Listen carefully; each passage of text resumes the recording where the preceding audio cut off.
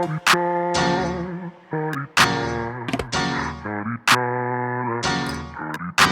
out the way. Who got a watch? Who got the time? I'm raising the clock. Even in my feelings, grind don't stop. Got big dreams, want big rocks. I got plans, you got talk. Heard it's real cheap, but it's really gon' cost. I'm trying to get these ends, building empires with my friends. I'm about handling my business. TV. Everything I say in this video is alleged. It is in my opinion, and it is for entertainment purposes only. Hello, YouTube family. It's DeMarie TV. Please like, comment, and subscribe to the video, you guys. I'm new to YouTube. Every like and subscribe that I get, it helps me get higher in the algorithm. And I always forget to ask you guys in the front of the video, and I wait till the end and I miss it. So would you please do me a huge favor and like the video and subscribe to the channel. Hey, DeMarie TV family. So I'm super excited about covering season 25 of Big Brother this season. So I am covering today episodes 1 through 3. Sometimes when I release my videos, it'll be about a particular episode. Other times I'll group them together depending on how much time I have throughout the week to report. But thus far, this season is off to an amazing, crazy start. I mean, they have been playing from day one. So on this show, you have Cirie Fields, who is an OG to reality television. She's been on Survivor numerous times. She was on The Traitors and recently just won The Traitors. She won that episode. So Cirie is coming with a lot of experience on how to play these types of games. She's very strategic. She knows what she's doing. The kind of sneaker about the episode is Cherie's son is on the same episode. He's going to be in the house with her as well. But the cast does not know that, okay? So her son's name is Jared Fields. He's 25, from Connecticut. He's an exterminator, and he's coming in as if he's just another person on the show. So this is, as soon as I saw that, I just knew this was going to be a super amazing show. I'm so excited about what's going to happen on this season of the show. Then you have America Lopez. She's 27, from Texas. Currently lives in Brooklyn, New York. She's a medical receptionist. You have Blue Kim. She's also 25 years old. She's from Riverside, California, living in New York, and she's a brand strategist. Then you have Boy Jane. She's 45, from Australia. She currently lives in LA, and she's a DJ.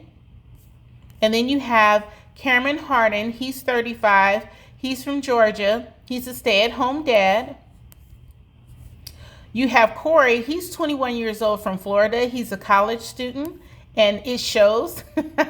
I mean, Corey is just, he's already like doing a lot. You know what I mean? So then you also have Felicia Cannon. She's 63, from Washington. She currently lives in Georgia. She's a real estate agent. You have Hassam. He is from Minneapolis. He's 45. He currently lives in Seattle, and he's a geriatric physician. You have Izzy. Izzy is another person who, she came in playing so hard. She is from New York. She's a professional flutist. She plays the flute, and she's 32 years old. Then you have Jack Baines. He is 25, from Washington. He's a truck company owner, and he's the first Sikh player to be on Big Brother, so that's pretty cool. Kirsten is from Florida, and she's currently living in Houston. She's a molecular biologist. She's 25. You have Luke Valentine. Woo, Luke Valentine, 30 years old, from Florida. Woo, and it shows. Florida, crazy Florida. He's an illustrator. And then you have Matt. He's 27, from California. He currently lives in Baton Rouge.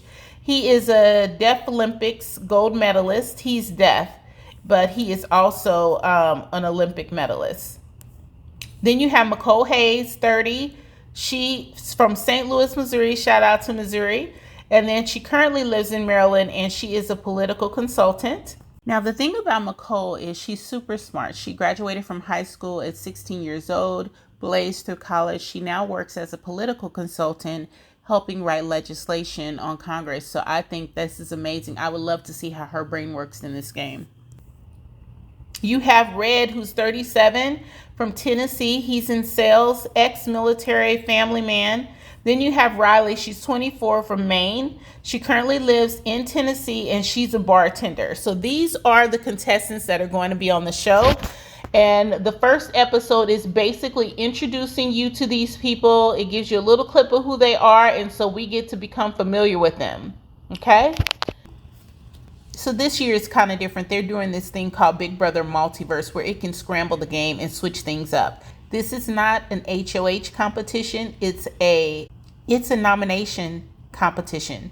So the loser of each of these 4 different games will be up for nomination. Now, this is a huge twist to how the game is played, and it's interesting the different games that they had to play and the order with which everybody came in, because this is going to give you an idea of people's competitiveness and, you know, how good they are at gameplay. And this is the first time that you're going to know who's up for nomination before head of household is even selected. So this is a huge change to the game. Big switch up. Loved it. I mean, I cannot imagine what it would feel like getting to the Big Brother house, because you know they had to go through a lot to get here. And then on the first day, within an hour, you could be one of the people that are up for nomination. It's kind of sick, but I love it. So the first game is going to be played by America, Jared, Boy Jane, and McCole. So their competition is called Puzzling Headlines. And the objective is to take a newspaper article that's in a form of a puzzle. You break it down, carry all the pieces to the other side of the room. And once you get all the pieces there, you have to put them back in the box in order so that they fit into the box. So Jared ends up being the loser of the first competition. So he is the first contestant up for, the first player up for elimination. So then they move into the next game, and it is a game that is very physical. So the first game is puzzles. The second game is a physical game where you're on a machine and you have to force the machine to kick you in the butt. They have to get 100 kicks and you win. Now, based upon the actual physicality of the game, you could pretty much guess that Kirsten was going to lose this, because she's very small, she's very petite. And the guys are just more muscular. And the other female, or Blue Kim, is muscular as well. Kirsten really struggled with this game. I think it was kind of a bad idea to have her play such a athletic competition in the beginning, because it made people think that she is of no value when it comes to those type of competitions. So it was really to her disadvantage to be placed in such a competitive athletic competition against people who were much stronger than her at the very beginning of the game, because when she lost, I just feel like it diminished her value in people's minds. So the next competition is the Goo Bomb, and it's Cameron, Felicia, Iggy, and Jag, or Izzy and Jag. And so they have to put these wires and connect these wires to a Goo Bomb and be the first to push the button. Felicia lost that competition. So you have Jared, Felicia, and McCole are currently up for elimination. So the last 4 players are Red, Corey, Luke, and Riley, and they're playing a game in the Scaryverse. They're playing a game called Hold On Fright. So the contestants are hanging on to 2 knobs, and there's a scary hand that's holding onto their legs. And the first one who's pulled away from their hanging pieces and they disappear from the board, that person is going to be the person up for elimination. And that person is Corey. As a result, the 4 that are up for elimination are Corey, Jared, Felicia, and Kirsten. So overall, I think the first episode was extremely good. The games are different. The different types of comic universe, the scary universe, it's a lot of different. So overall, I think the first episode was extremely good. The games are different. The different types of comic universe, the scary universe, it's a lot of different. It's a lot of different twists and turns to the game that you normally don't have. And so I think that was pretty cool. I think the cast is very diversified from, gender, age, sex, race. It's a very diversified cast. So I'm going to be interested in seeing how those dynamics play out in the house. And on to episode 2. Now, episode 2 starts off so good. When they come in from the game, Sari is in the house, right? Sari is introducing herself as the 17th cast member that's going to be in the house. Sari and Jared do not want anyone to know that that's Sari's son.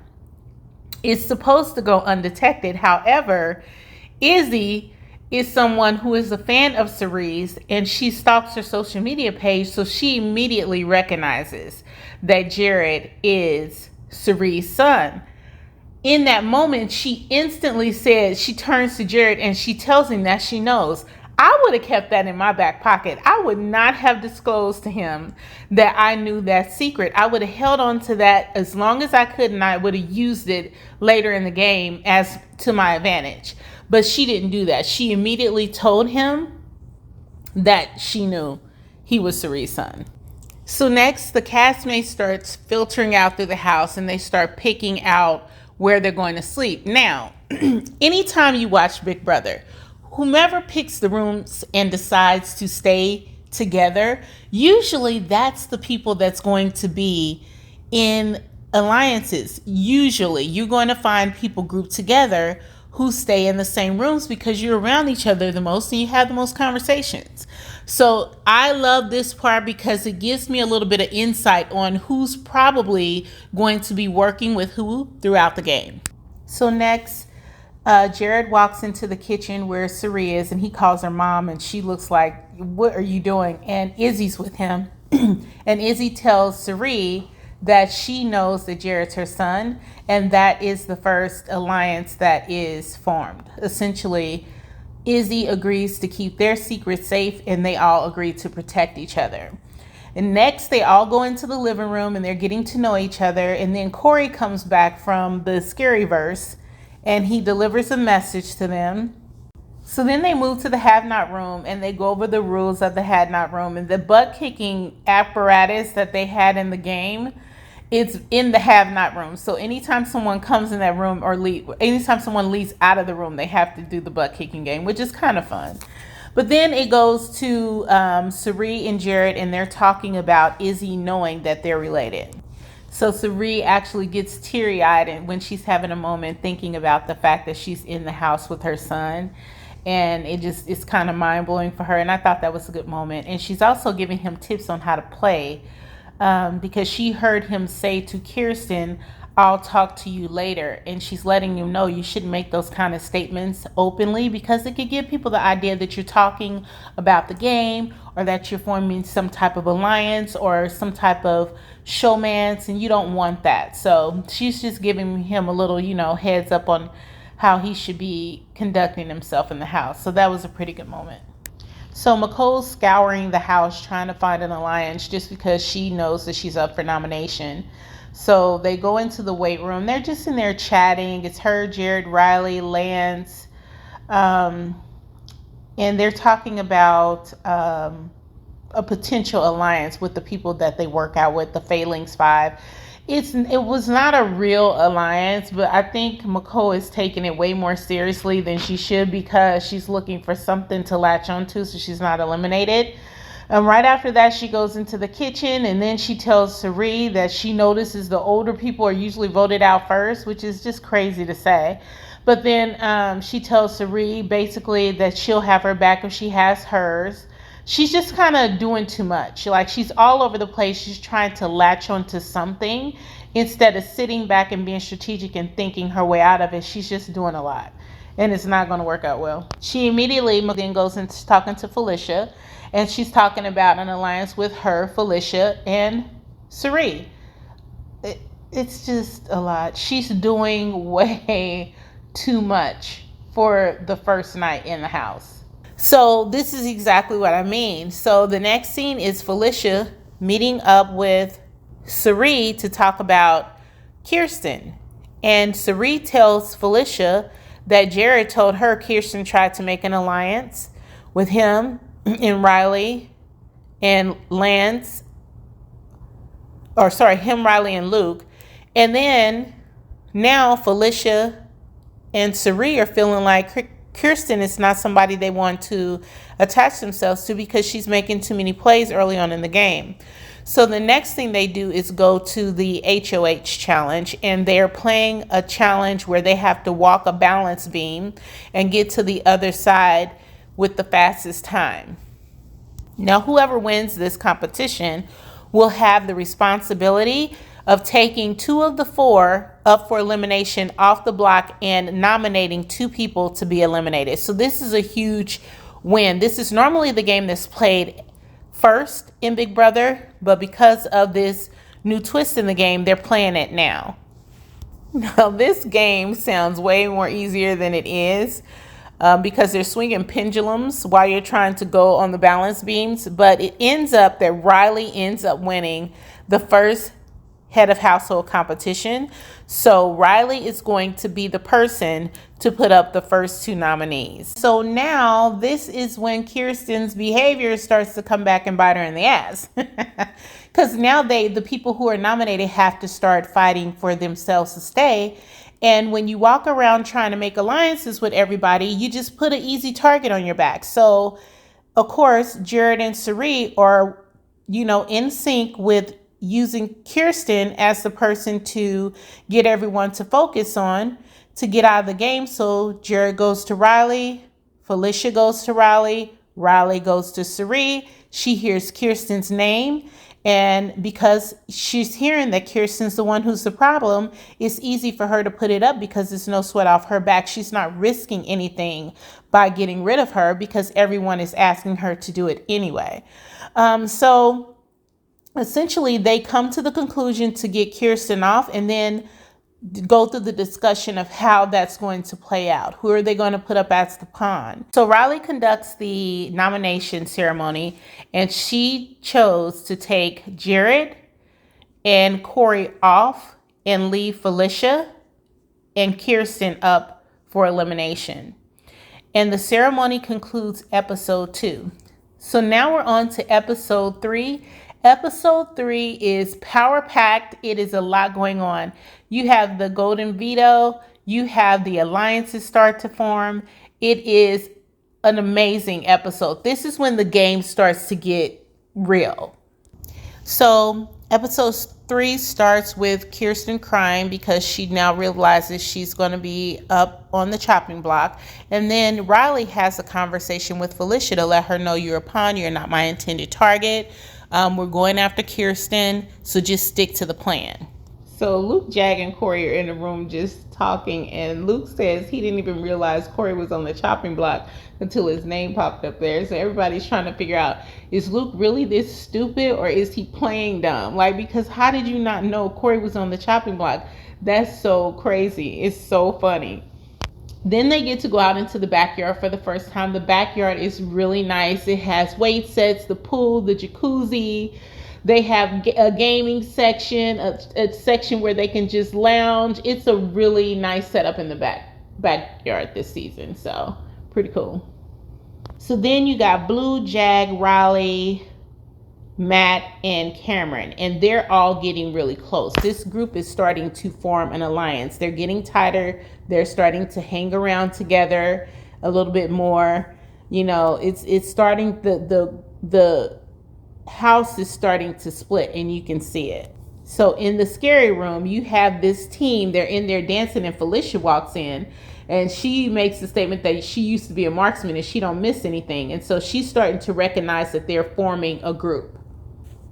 So we know that Sari and Jared are an alliance. That's a mother-son situation. Now you have Riley and Jag, who they're each other's number one. They've decided that they're going to be each other's number one to the end.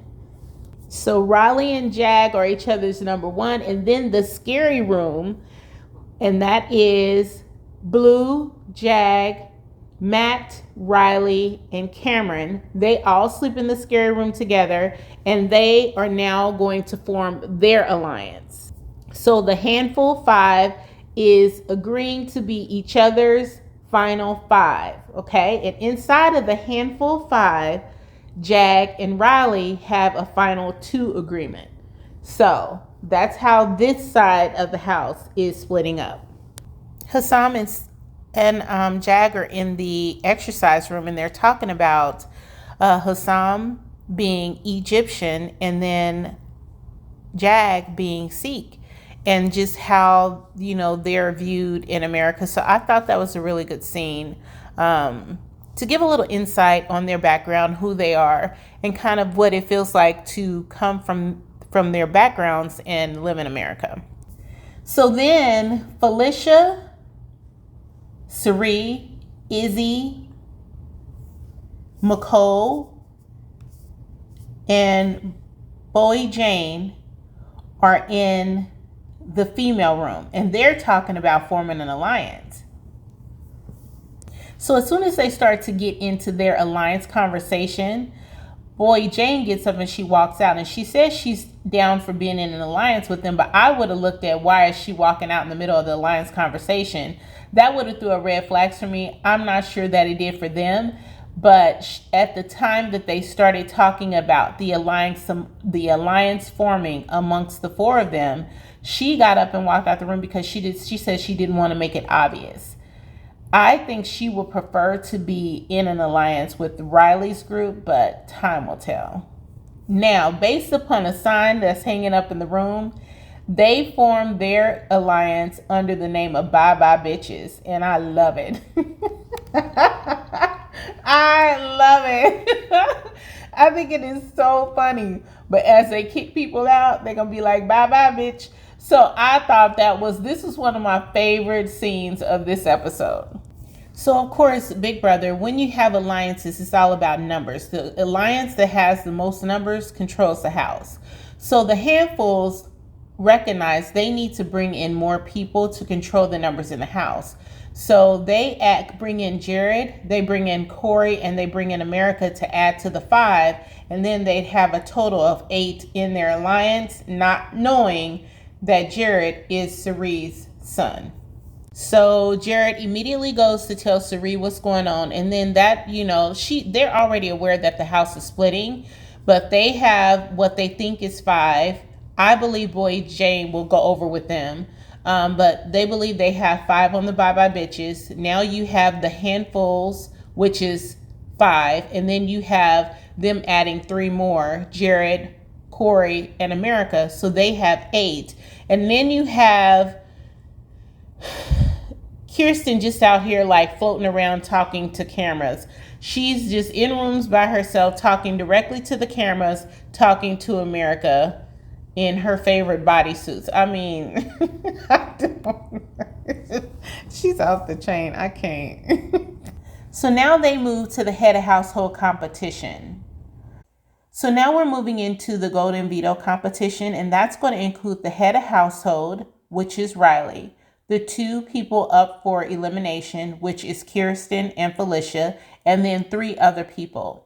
The 3 other people are selected by placing your hand and pulling out a coin with their name on it. So it's like a blind pick, and you get to pick 3 other people out of the household to compete in this competition for the Golden Veto, which can be used to take one of the 2 people up for elimination off the block. So the names pulled are Blue, Cameron, and Hassam. So Blue and Cameron are on the handfuls. Okay. So that gives them kind of an upper hand because they have more opportunities to win the Golden Veto. Hassam is not a part of any alliance, not yet. So Sari is the person. Sari and Izzy sit on the couch with Haitham and tell him that he is the person that is unaware that there are alliances in the house. So they tell him about the 8-person alliance. So Sari tells Haitham about the 8-person veto. He now recognizes that he's not a part of that. And so he is going into the Golden Veto nomination with an understanding that he really needs to win this. So they have a Golden Veto nomination where they have to stack a bunch of flowers on a wall while being tugged up by a pulley That's basically giving them a wedgie and pulling them up in the air. And if the flowers fall, you have to start over again. So this was a really hard competition because they kept falling. But eventually, Hassam wins the Golden Veto nomination. And at the ceremony, he decides not to use it and he keeps the nominees the same. So Felicia and Kirsten are the two people up for elimination. And I agree with Hassan. Essentially what he's saying is he came in second in the kick butt competition. He came second in another competition and he just won the Golden Veto. If he had took someone off of the block, that could have put a spotlight on him as him being too much competition. By leaving him the same, he kept himself under the radar and he gave the house what the house wanted. They want Kirsten out. So that's what he's giving them. Smart move. Now, in an unexpected twist to this game, the next review was supposed to be episode 4. However, if you are a Big Brother fan, you know about what I call Big Brother After Dark. They now call it the live streams. Big Brother has 24/7 streaming on Paramount. And for fanatics, we watch this streaming during off time. Now, last night I was tired. I did not get to see it. However, my phone started going off and I'm looking at my phone and Luke Valentine decided to drop the N-word on the live stream last night. We were in the fucking room, dude. Anyways, we were in the cheese room. Yeah. Yes, he's in the room with Corey, Hassam, and Jared. And it appears to me that he was talking in the way that he talks to friends or talks to, his homeboys or something, and he dropped the N-word. You cannot do that on Big Brother. It violates the rules. It's racist as hell, and it's going to offend a ton of people, which it did because they immediately started going and just slamming CBS chat saying, hey, what the hell is this? People were in uproar, videos were dropping, everybody caught on to it like that. So today, when you go onto YouTube or when you go onto TikTok, it's everywhere that this man has said the N-word inside of the Big Brother house. So people are saying that he has now been kicked out of the Big Brother house, which leads us to question whether or not Kirsten is going to be eliminated as the house plans. So today on episode 4, we should see the result of what happened with that. But you know what, CBS, if you do not want these type of problems, quit casting these type of people. You all know who you're bringing on this show. And if you want to know if they're going to call people the N-word inside of the house, ask them, when you talk to your friends, do you use racial slurs? Just ask. Ask them. How do you talk to them? Do you think this word is offensive? How do you use this word? Because of rap music, there are some white people who do not feel like it is offensive to say the N-word that ends in an A to each other and amongst each other because they see black people do it. There are some people who believe saying the word, if it ends in ER, it is racial. If it ends in it is friendly. That is not the case. That is not the case. Nobody should be saying or. But if you're going, if black people are saying "guh" amongst each other, that's because we have taken something that was used as a negative against us, and we've taken the power out of it. My opinion is none of us should say it. We should get rid of the word. But if African Americans are saying that to each other, it's different than white people saying it to each other or to us. And there is a difference between and has a different meaning, but I would like for it to be eliminated altogether, in my opinion. Okay, so let's see how episode 4 plays out and what happens as a result of Luke Valentine saying the N-word, just dropping N-bombs in the Big Brother house. That's crazy. This show I knew was going to be fire. I knew it was going to be fire just because of the different people, Cerie, her son, the different races, the different backgrounds. You just knew it was going to be explosive, and we are not even at episode 4. And somebody's already out the house for a racial slur. We have alliances. People are breaking down. This season is going to be fire. Me first, you short on my time.